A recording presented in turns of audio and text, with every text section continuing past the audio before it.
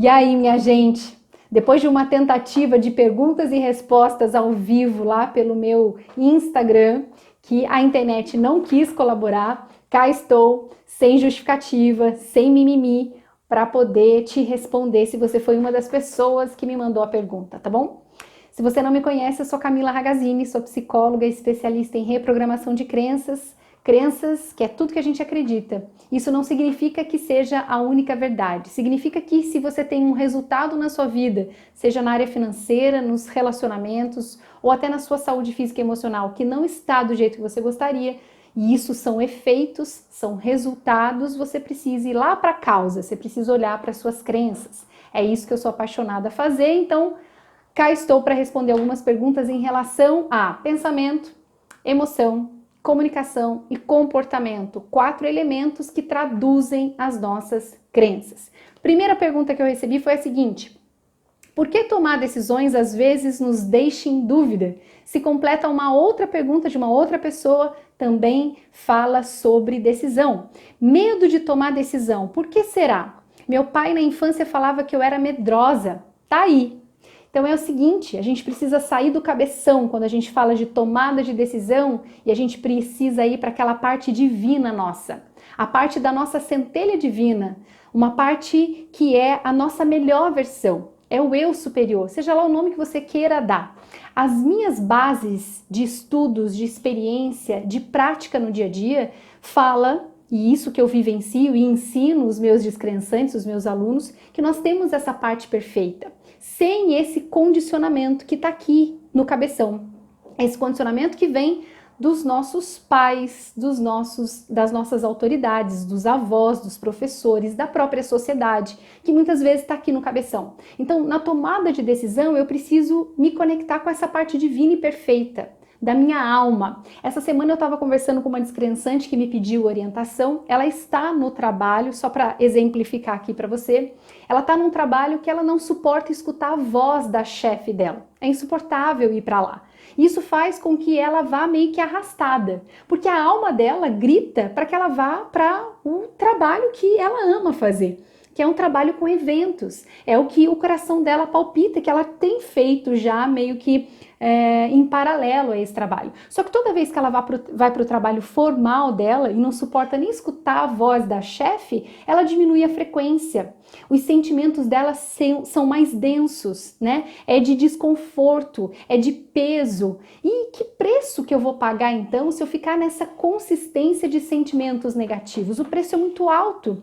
E isso faz com que, por exemplo, eu me conecte mais ainda com essa chefe que eu não suporto nem escutar a voz. Ou situações no trabalho, nesse contexto, passam a ser mais desafiadores, porque dependem muito do que eu estou sentindo, da minha frequência. Então, quando eu sei que a minha alma está gritando, meu coração está gritando, quando eu fecho os meus olhos e visualizo essas duas possibilidades, esse trabalho, o caminho A, ou um outro trabalho, um trabalho que eu fico pensando, fico namorando, né, que é o caminho B. O que meu corpo diz? O que minha alma grita? E isso eu preciso silenciar. Talvez você já tenha ouvido falar da intuição, que é essa voz de Deus falando com a gente, que todo mundo é capaz de escutar. Deus está o tempo todo querendo falar com você, o tempo todo. Mas para isso, você precisa silenciar. E o silenciar não é só ficar quieto com a boca, não. É silenciar mesmo, inclusive os pensamentos. A meditação ajuda muito. Algumas pessoas dizem que tem as intuições tomando banho porque está centrado, porque está no presente. Então, na tomada de decisão, eu preciso falar dessa parte, eu preciso ir para essa parte e fechar os meus olhos, me centrar, parar de escutar o cabeção, que são as vozes do social, como eu disse, dos pais, é um condicionamento, né? E escutar o que meu coração diz, me visualizando nesses dois caminhos, no caminho A e no caminho B, e sentir.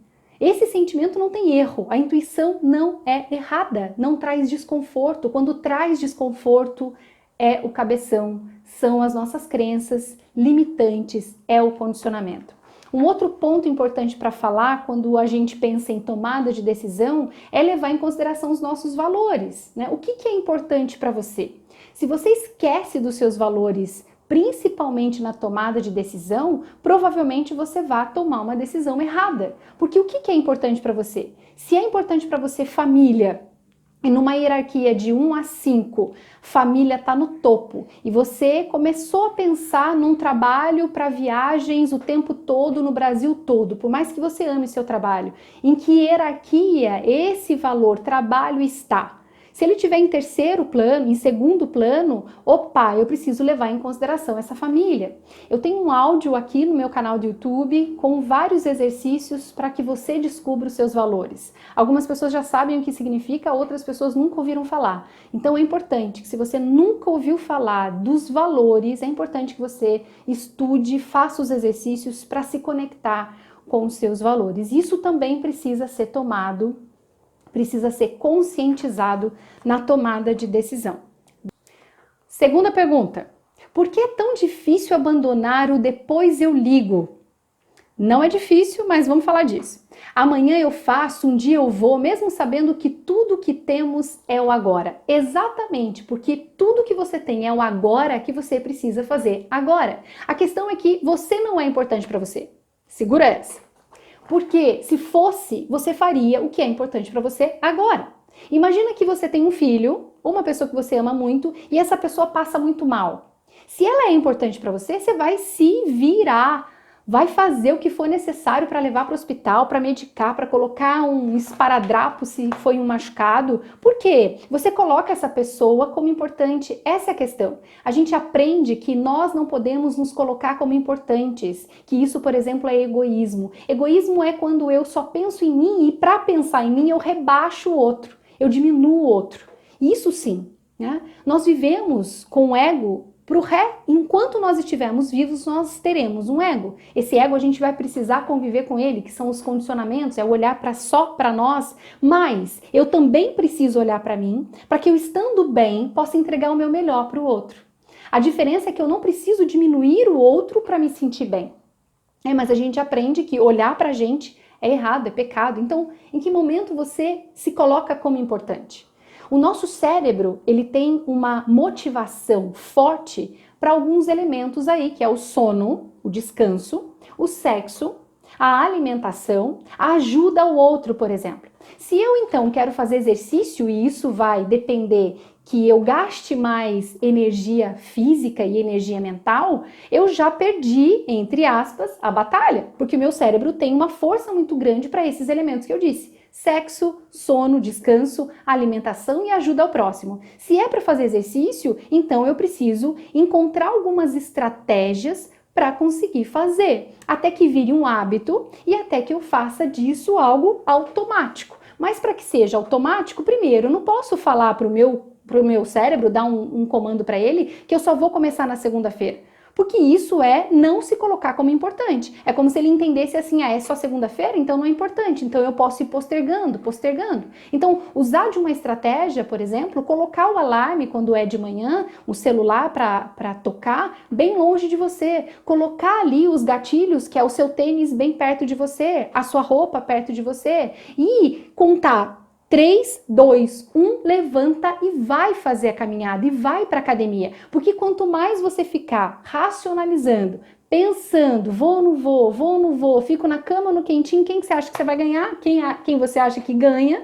Então, lógico que é o quentinho, porque o cérebro tem uma força muito grande para nos fazer escolher o descanso. Então você precisa encontrar algumas estratégias, parar de falar que é difícil, né? Como você me disse, por que é tão difícil abandonar o depois eu ligo, né? Ou amanhã eu faço, um dia eu vou. Né? Parar com isso, porque cada vez que você repete isso para você, mais você fortalece uma sinapse de não se colocar como importante, de ficar postergando com a barriga. Inclusive, você precisa olhar se não tem um ganho secundário, né? No lugar quentinho que você tá, independente do que seja a sua escolha, se não existe um ganho secundário aí. Será que a dor de você ficar no lugar que você está, nesse quentinho, ela é maior do que realmente o desejo, a vontade, a felicidade de realizar o que você diz que vai realizar e só fica postergando? Então você precisa olhar para esses ganhos secundários. Será que você não está recebendo algo gostosinho, quentinho, né? Uma atenção de um pai, por exemplo, e isso te faz, mesmo que conscientemente dizer que você quer mudar, te faz ficar no mesmo lugar? Isso é consciência, isso é treino. E você tem condições sim de contar 3, 2, 1, vou levantar e vou fazer. Isso, por repetição, faz com que você crie um hábito e possa chegar em qualquer resultado. E além disso, você pode usar o que eu chamo de PIC, prazer imediato consciente. Toda vez que você diz que vai fazer e realiza, você pode receber um prazer imediato, que pode ser um chocolate, que pode ser uma série no Netflix, que pode ser a leitura prazerosa de um livro, por que não? Ou a conversa num happy hour com os amigos, mas só utilize do PIC se você realmente fizer, se você realmente realizar. Esse é o ponto, para que você condicione novamente, para que você reprograme a sua mente. Você precisa dar prazer. A nossa mente vai nos fazer nos aproximarmos cada vez mais do que é prazeroso e vai querer nos distanciar do que é gasto muito grande de energia ou que é desconfortável. Então, essas informações você precisa também colocar em prática. Essas informações são essenciais para que você condicione novamente o seu cérebro, para que você reprograme as suas crenças, esse sistema de crença que fica te mantendo no ganho secundário com os mesmos resultados, tá bom? Vamos para outra pergunta. Identifiquei as principais crenças, mas sofro e tenho desconforto quando forço não realizá-las. Se eu entendi bem, você já identificou suas crenças, provavelmente crenças limitantes, mas sofre só de pensar, né, em fazer, em realizar. Você vive, as pessoas vivem, nós vivemos com uma venda nos olhos. A maioria das pessoas vivem com essa venda. E dói mesmo quando a gente tira essas vendas e começa a perceber que aquilo que a gente acreditou uma vida inteira não é a única verdade. Quando a gente era criança, se você acreditava em Papai Noel, eu acreditei em Papai Noel. E aí um amiguinho bem legal da escola me disse: Papai Noel é besteira, não existe, foi seu pai que comprou essa bicicleta sua aí que você queria. E aí dói, a gente sofre, né? Então, quando a gente faz esse processo de reprogramar uma crença, primeiro a gente tem que ter consciência de que uma outra verdade, uma outra crença existe. E fazer esse movimento dói, porque querendo ou não, essa crença nos acompanhou uma vida inteira. É como se fosse um membro que, dependendo da profundidade desse membro, desse órgão, que é como se fosse parte nossa, né? A gente, para fazer uma reprogramação, a gente vai sem anestesia. Então, falando de anestesia, a gente precisa de um acompanhamento, né? Fazendo uma associação, a gente precisa de uma metodologia que te dê os passos. E isso o método Descrençar faz perfeitamente, diga-se de passagem, que é o meu método, que é o método que pega pela mão, que faz o diagnóstico, que mostra conscientemente quais são essas crenças, que te dá as técnicas corretas para você reprogramar e mostra os seus resultados e ajusta para que você tenha os resultados que você queira, né, que você quer. Então, tire das costas essa culpa ou essa necessidade. Eu já identifiquei minha crença e eu não consigo, porque é desafiador mesmo. Você vai nas profundezas, você vai no mergulho para identificar inclusive as suas sombras, principalmente no meu método, no método Descrençar, a gente vai nas profundezas, é limpeza completa, não é superficialidade, para depois você subir de novo e continuar vivendo, mudando os seus resultados, interagindo inclusive com outras pessoas e influenciando essas pessoas que provavelmente tenham essas vendas nos olhos ainda, que tenham essas crenças. E quando a gente começa a reprogramar uma crença, minha gente, quando a gente olha para trás, a gente percebe e às vezes até dá risada de que como que eu pude acreditar nisso? Como que eu pude um dia acreditar que eu não era capaz, que eu não era merecedor ou merecedora? Que dinheiro não traz felicidade, né? Que não existem homens que falem a verdade, que não existe um relacionamento amoroso verdadeiro, né? Você olha para trás e fala: como eu pude acreditar em Papai Noel? É a mesma coisa. Como eu pude acreditar em Coelhinho da Páscoa? Então, uma crença, quanto mais profunda ela for, maior esse órgão grudado em nós que nos ajudou. Uma crença, ela nos protegeu, por mais limitante que ela seja, que ela tenha sido, ela nos acompanhou. Esse membro nos acompanhou e nos protegeu de certa forma. Nos manteve em alerta, por exemplo, para não enfrentar uma apresentação em público, né? Quando eu tenho uma crença de incapacidade de falar em público, eu estou me preservando. Mas se eu quero mudar o resultado e falar em público, eu preciso mudar essa verdade em mim, essa crença em mim. Fechado? Continuemos. O que você acha da auto-hipnose? Essa técnica ajuda a ressignificar crenças? Não faço auto-hipnose, não conheço auto-hipnose, não utilizo no método Descrençar, nem com os meus alunos, com os meus descrençantes, mas tem uma pessoa que eu admiro bastante, porque ela também é aluna do mesmo professor que o meu, que é o professor Hélio Couto, que é a Paula Gasparini. Ela é hipnoterapeuta, se não me engano, ela faz um trabalho de auto-hipnose também, então vale a pena você segui-la e conhecer mais o trabalho dela, um trabalho de hipnose, tá bom?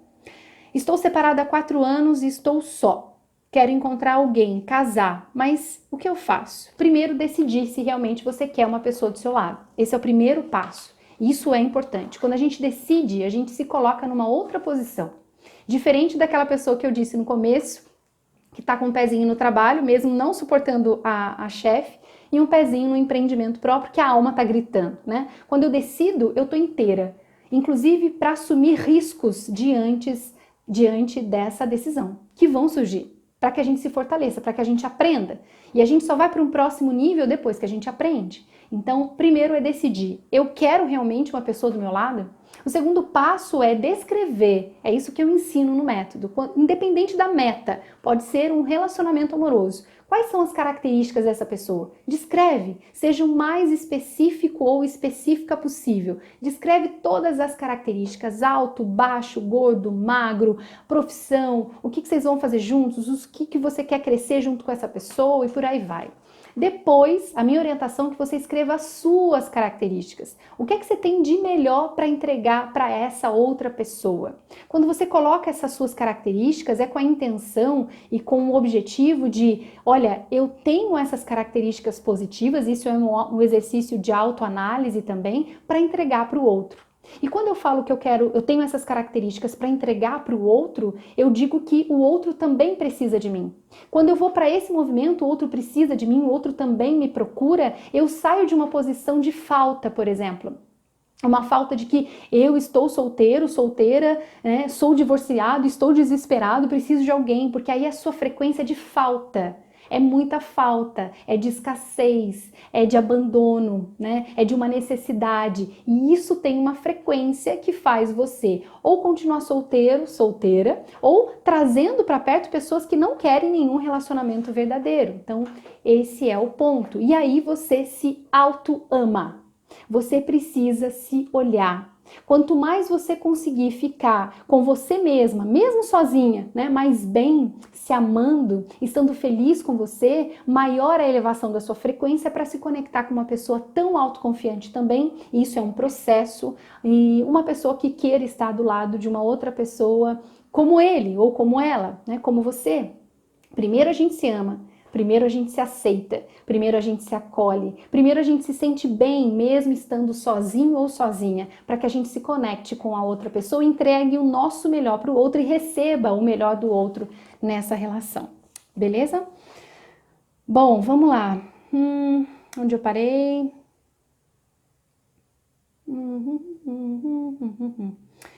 Não consigo. Pode parar de falar que você não consegue. Quanto mais você fala que não consegue, mais você reforça uma crença de incapacidade. Corta isso é uma frequência. Corta isso principalmente na comunicação, tá? Não consigo. Não consegui. Eita, que aqui travou. Não consigo me desconectar do meu antigo emprego. Amava o que fazia. Fui mandada embora faz 2 meses. Primeiro, agradeça essa experiência desse trabalho. Agradeça profundamente. Escreva tudo o que você aprendeu e tudo o que você doou das suas melhores partes, das suas melhores habilidades, dos seus talentos para essa empresa que você ficou, né? Porque se você não fizer essa passagem, é recente também, são só 2 meses pelo que você me disse aqui, né? E provavelmente tenha sido inesperado esse desemprego. Mas se você não escrever, agradecer tudo que você aprendeu, tudo que você entregou, se você não fizer esse corte, né, que é o soltar, aceitar que nesse momento você já está mais forte, com mais talentos, com mais habilidades que você adquiriu nessa empresa para entregar para uma outra empresa ainda melhor, e dentro dessa empresa tem pessoas que precisam de você, você não faz o corte e o seguro-desemprego acaba e o emprego não chega. Porque você está fechado para o fluxo, está fechada para o fluxo para receber um novo emprego, um novo presente do universo. Então, faça essa escrita, escreva tudo que você agradece, tudo que você cresceu, escreva mesmo, isso tem um poder muito grande, né? E entregue. Passou. Eu aprendi, eu entreguei e agora eu estou aberta. Se precisar chorar, chore tudo, mas põe um limite para esse choro. E depois você lava seu rosto, levanta e fique pronto, pronta, sem parar de estudar sempre para receber um novo desafio profissional, tá bom? A falta de autoconfiança atrapalha para gravar o que estudamos? Porque tenho que ler várias vezes até gravar um conteúdo. A autoconfiança, a falta de autoconfiança atrapalha tudo, não só os estudos. Quanto aos estudos, existem alguns elementos aí, né? Provavelmente você pode ser, por exemplo, mais auditivo, mais auditiva e menos visual, ou mais visual e menos sinestésica. Então, você precisa identificar qual que é a forma que você melhor codifica os estímulos, né? As informações. Então, se eu, Camila, sou muito mais visual e sinestésica, eu sei que eu tenho um certo desafio com o que eu escuto, então eu preciso anotar, fazer desenho se for necessário, para que eu possa decodificar, para que eu possa assimilar as informações. Então, você precisa saber como é que você funciona. Esse é o primeiro ponto. O segundo ponto é não se comparar com a forma como o outro aprende, por exemplo. Então, se o outro aprende ouvindo e ele é talvez mais rápido, isso não significa que você não consiga aprender. Significa que você tem um ritmo diferente desse outro, certo? Outra coisa importante a pensar sobre os estudos é que, dependendo do conteúdo, dependendo do material, ele pode ser denso, pode ser uma coisa que você não goste. Eu, por exemplo, não gosto de cálculos, não gosto de matemática. Tem momentos que eu tenho que fazer e ponto final. A calculadora me ajuda muito. A calculadora do celular, por exemplo.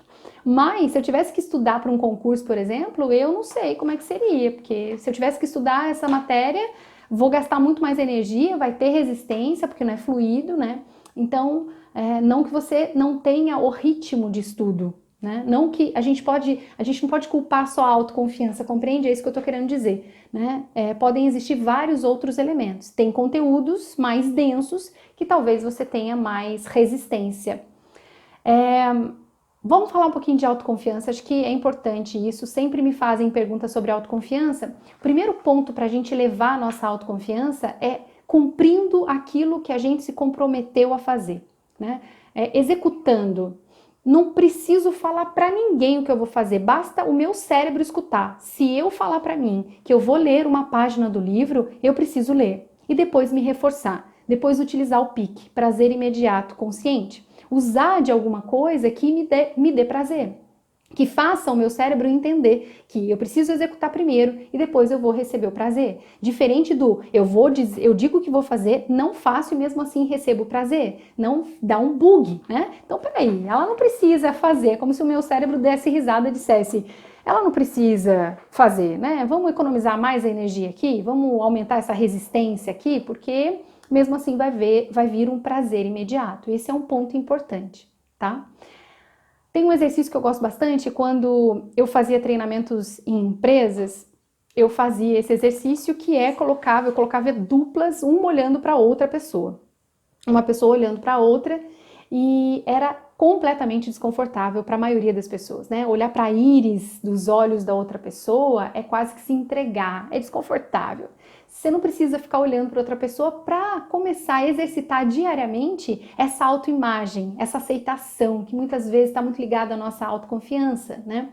Que está muito ligada a essa questão de egoísmo, por exemplo, né? Se amar, como assim me amar? Como é que eu posso me amar? Como é que eu posso me achar linda? Inclusive, já falei em algumas aulas ao vivo e em algum vídeo aqui no meu canal do YouTube que durante muitos e muitos anos, na minha primeira infância principalmente, quase adolescência, eu escutava da minha mãe que era pecado se achar bonita, olhar no espelho. Então, durante muitos anos, a minha autoimagem também era um pouco distorcida.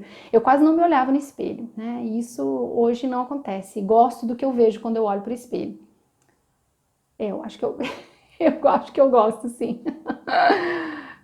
Gosto, sim. E então, faça o seguinte exercício. Vá para frente do espelho e se olhe lá durante 5 minutos. Comece com 2 minutos, comece com 1 minuto.